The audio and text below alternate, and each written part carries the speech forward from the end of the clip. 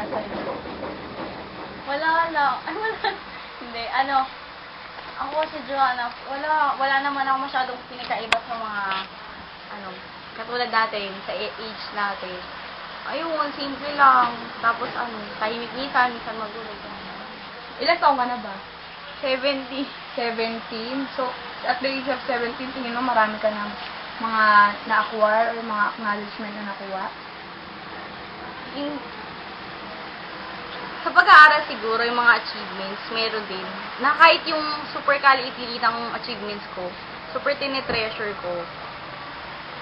Konti experiences, mga lessons na nakukuha, pero hindi ko pa siya tinitake na super nakuha ko na lahat, nalaman ko na lahat. Siyempre bata pa, di ba? Parang ang dami pang pagdadaanan, ang dami pang mangyayari. So, pangalawang tanong, anong uri ng pamilya meron kayo? Yung family. Sa family, okay lang, okay naman siya. Though hindi ko kasama mama at papa ko sa bahay, ganyan. Doon kami nakatira ngayon sa lola ko. Kami ng mga kapatid ko. Pero, kahit na malayo sila sa amin, nafe-feel pa rin namin yung love sa support. Saka, ang maganda kasi sa parents ko, never kaming pre-measure dun sa mga dapat namin gawin. Lalo na sa pag-aaral. Lahat ng ginagawa namin, lahat ng diskarte namin, desisyon namin yun. Never kaming sinabihan na dapat ganito o ganyan. Though, kung super seryoso ng mga bagay, syempre nakikialam sila. Yun. So, anong klaseng tao ka naman sa harap ng pamilya mo, sa mga kaibigan? Ganon pa rin ba yung nakikita mo?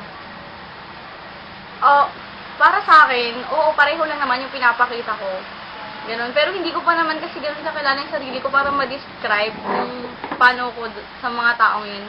Kasi yung tita ko nga yung nag-aalaga sa amin. Simula bata pa kami. Mas kilala niya pa ako sa kilala ko yung sarili ko. Yun. Siguro. Yun.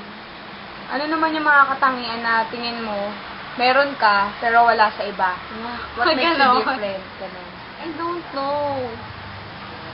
Hindi ko masasagot kasi hindi ko naman iniisip yon. Ngayon wala, bigla akong tinanong na ganyan.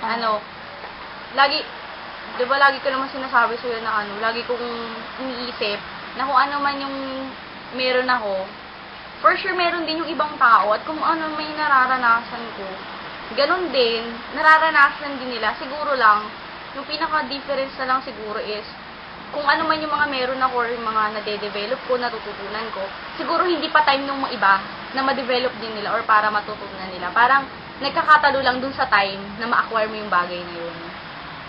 Ano naman yung mga bagay na kahanga-hanga na nagawa mo sa iyong kapwa? Siguro yung friendship, ganyan. Tapos, kasi never ako nag-pretend sa mga friends ko. Yun. Yung mga friends ko, mas nakakakilala sa akin. Tapos, sa ngayon yung sa NSTP natin, di ba nagturo tayo, gano'n.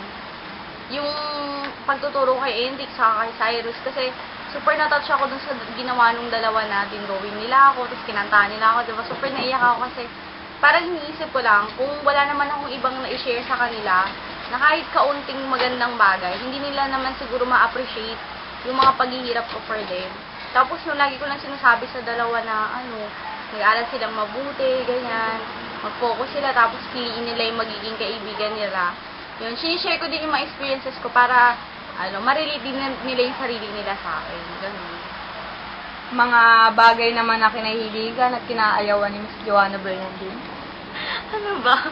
Kinahihiligan, matulog, kumain, pero minsan, magbasa, ganyan. Pero hindi naman ako yung sinasabi na super ganyan na todo basa ng mga textbooks, ganyan, todo aral, hindi. Depende lang kasi sa mood.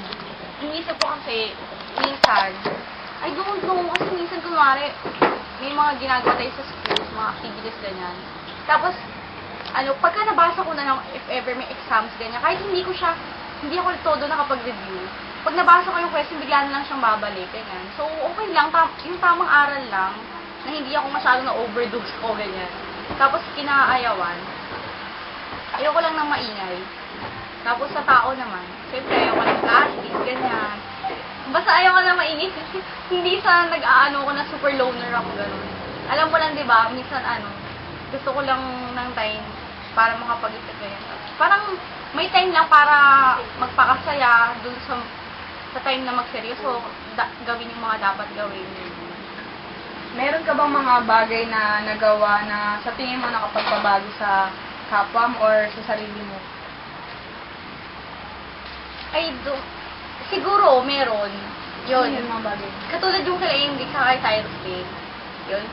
For sure naman, di ba, kahit pa paano matitreasure din nila yung mga na-share ko sa kanila. At the same time, dun sa buhay ng dalawa. Yun. Parang nakita ko rin yung sarili ko, may mga bago ko natututunan. Tapos, nakakapagpabago sa sarili ko.